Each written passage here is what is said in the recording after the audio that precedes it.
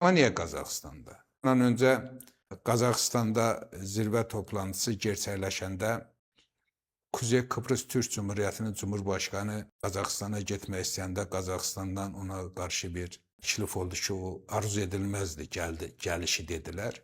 Ve Kuzey Kıbrıs Türk Cumhuriyeti'nin Cumhurbaşkanı orada iştirak etmedi. Ama bugün iştirak ediyor. Sonraki dönemde de bilirsiniz ki dış baskıların, İsrail ve Amerika'nın Batı dünyasının Qazaxıstan üzerinden bir yetkisinden qaynaqlanarak Avropa Birliği'ni adına, Avropa Birliği'nin tanıdığı bir Kıbrıs Yunan Cumhuriyeti olduğuna göre hatta Yunan Kiprine Qazaxıstan bir böyük elçiliği atadı, hatırlayırsınız. Böyük skandal.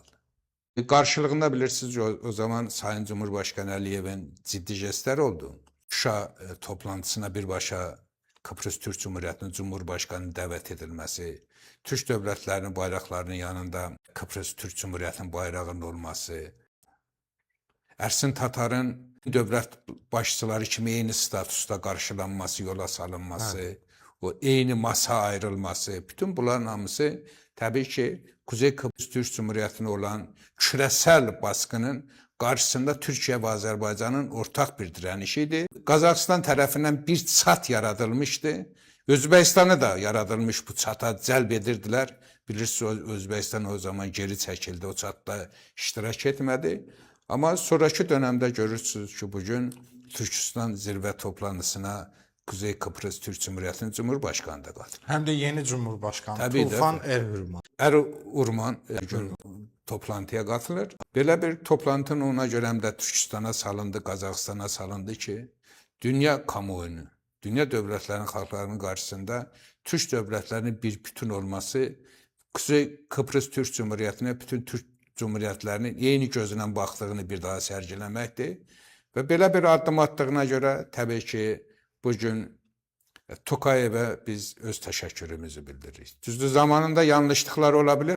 Yanlışlıkların düzəldilməsini də dəyərləndirməyə bacarmalıyıq. Necə ki, yanlışlıq edəndə böyük bir tənqid ateşinə biz tutduğunu, amma bugün də bu yanlışlığının qarşısını alırsa öz təşəkkürümüzü bildiririk.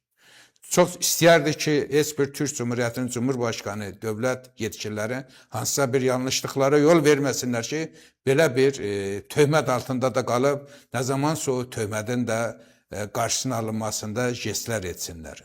O belə olmamalıydı. Oldu, amma bugün də onun qarşısı alındı. Təbii ki, biz bunu çox müsbət dəyərləndiririk.